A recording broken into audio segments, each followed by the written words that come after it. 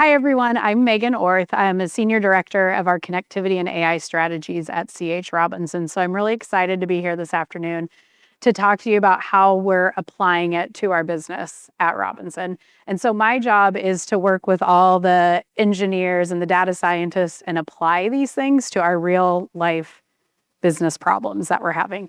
So hope we can make this interactive. If you guys have questions, I know we have a Q&A a little later as well. So, I feel like a broken record at this point, but this is the visual I use, and you guys have heard this about 10 times today, this whole concept of structured and unstructured data. So when the generative AI first came out, this was the problem we were going to solve, which was how do we get this unstructured data to structure form so we can have our AI not only help with the unstructured, but then get all that analysis done. So you guys are all in logistics, you understand majority of our data is unstructured.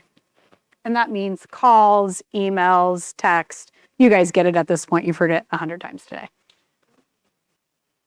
So when we think about C.H. Robinson too, our asset is our people. And so when you think about when we're over a 100-year-old company that have long established relationships with our customers and carriers, there is a lot of off-system information. So these are employees, right?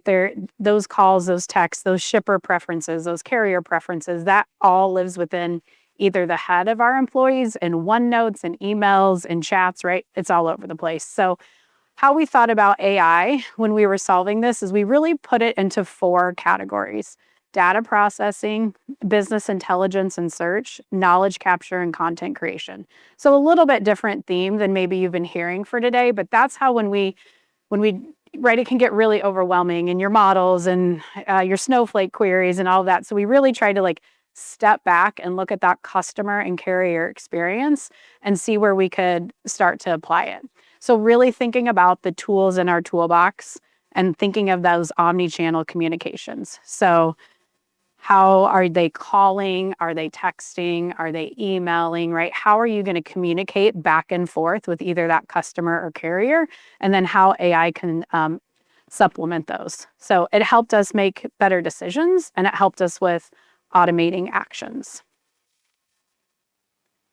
Okay, this is a question I get a lot, so I thought I'd just kind of bring this to this group as well. So we've been doing traditional AI for a while. I'm sure a lot of you in the room have as well. Then the Agentic AI started to come out in around 23. We started to use that. And then now really the buzzword is Agentic AI. So I'll walk you through an example. So at C.H. Robinson, when I think about traditional AI, let's even talk about the appointments process. We had algorithms that looked at predictive ETAs and what we called an appointment recommender, right? So when that shipment would come in, when do we think we can book that appointment? So that would be a very traditional mathematical algorithmic equation. Then generative AI came into place. What that means is now we started to use the generative AI to go read the emails, grab that information, have it start talking, right, to our traditional AI of when that appointment. And as we move up the scale to Agentic AI, now these agents will start performing some of those tasks and making low-level decisions. So that's how I like to explain how these different AI models work together. And when you think about the shipment life cycle, which is always my favorite thing to talk about, from quoting all the way to that payment, right? The whole point is you're trying to eliminate as much time as possible and how you use these different models to do that. Okay, you guys want to get nerdy and walk through an example of how we've started to really get to this Agentic AI. So this is an example of where we've started to have agents talking to each other. And we're going to keep building on that as we go. So, oh gosh, let's see. This is really fun for me because a year ago I was at the Freightwaves in June and we were talking about the intern and the swivel chair and how we built all this email. So I'm going to walk you through this process here. A customer emails us and says, hey, I have an LTL order. I need you to process it. People talking earlier today, I think it was with MercuryGate, about the SMB market, right? So if you think about those customers, they couldn't afford maybe an expensive TMS or integrations. And because of the work we've done here, our SMB customers get the same feel and the same service as they did if they were using a TMS with right integrations. So the email comes in, our email classifier identifies that as an order, and then our order agent goes and grabs the information.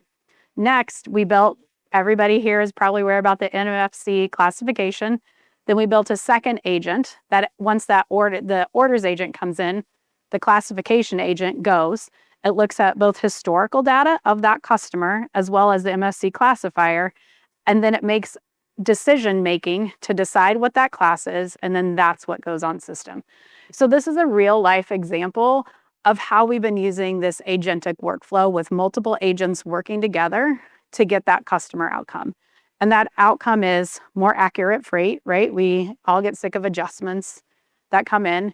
We got faster scheduling because we got that order done faster than if you think about the old method we do, the email would probably sit there for a while. Maybe you went to the bathroom, maybe you took a lunch, right? So think about that time that took. We've now gotten it down to seconds, and then just avoiding any additional fees. So as we think about that example, and Robinson right now, we're really working on our fleet of agents, right? So everything, like I said, when you think about the shipment life cycle from that quote to cash, we're working on different agents and how those agents start to work together. But when you do that, and one thing I'll talk about that I have learned throughout this whole process is the workflow and the change management. Honestly, the tech is easier to build. It works. It can work. It's all the stuff we've been talking about all day, which is the change management. How do you get these people? What does their roles look like? So we're spending a lot of time right now in that. What do job families look like in the future? What do the roles look like? What skill sets do we need? The skill sets we've started to identify are problem solving, having an analytical mind, right? Prompt engineering, being able to, once these problems come up, that we give our employees these tools that allow them to interact with the AI themselves. So we're spending a lot of time on what that tooling looks like and exposing that, all of that workflow to our employees so they feel empowered, right? Because like you guys have heard this multiple times again today, I feel like a broken record at this point, but there is human in the loop. It's super important that you have the human in the loop process. So you have to make org structures, you have to set expectations, and you have to compensate your employees, because while they might not be doing that manual work, you still need that exception management and you still need the feedback loop, because these models do take time to train.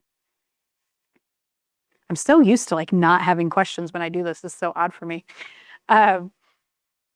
Okay, so where do we think this is going? So at C.H. Robinson, obviously we are in it right now with Copilot and task agents.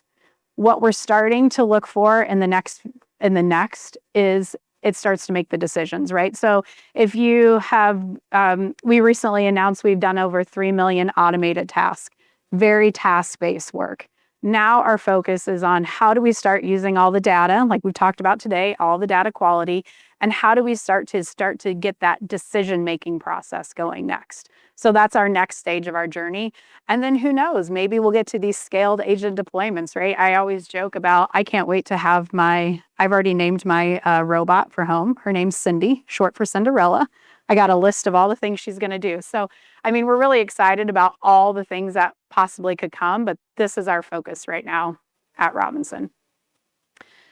Okay, so with a few minutes left, this is Megan's wise words of wisdom as you're going out on your AI journey.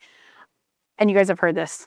You got to get that knowledge on system. So if you go back to where we talked about where you saw the person sitting at the desk and all of that, we have spent 2 years now working with our employees, figuring out how to get that data on system. So, we've built email agents, we've got chats, like we have all these things going to consume that data and get it structured. But agents don't work if they don't have the data. I have an example of where we've been, one of our customers was working with a third party on their agents. Well, it didn't work. It didn't work because that agent that this third party was building didn't have access to all the data. So why they would ping us and say, hey, where's this truck? Where's this truck? We were like, hey, we sent that appointment information to your ERP. Well, that system didn't have it, right? So it's super critical when you're building these agents that you have access to all the data to make the right alerts. Because if you don't have the right alerts, it will not work. Define the use cases. There's been some really good, I know Augment had a great ROI slide that they did. We have spent a lot of time in defining our use cases and the measurement. So you're not going to get anywhere if you don't have the measurement, you don't have the top level buy-in, and how it impacts your P&L is super, super important. We spent a lot of time at the beginning defining the policies and our data governance. I'm really grateful 2 years later we did that, because now as I spin up new use cases, I can just go, right? We established those up front. So that's been super helpful versus every time having to get in and do that. Develop workflows. I don't know, there's like controversy in the room. Some people are saying keep the same workflows. Some people are saying redo your workflows.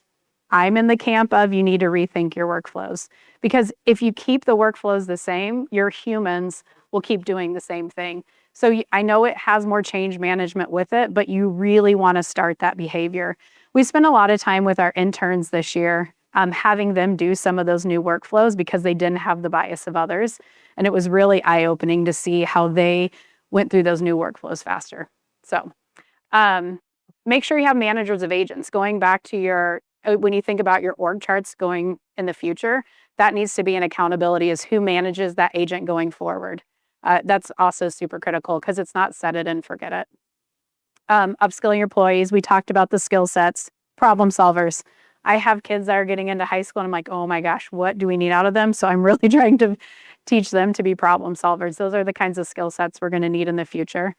And then again, like those clear metrics of success. So we spend a lot of time on how does it impact our P&L, whether it is growth or whether it is, cost avoidance or cost reduction in expense, but everything rolls up to the P&L, and that's how we do it. Okay, I have like 10 seconds left. Okay, thanks everyone.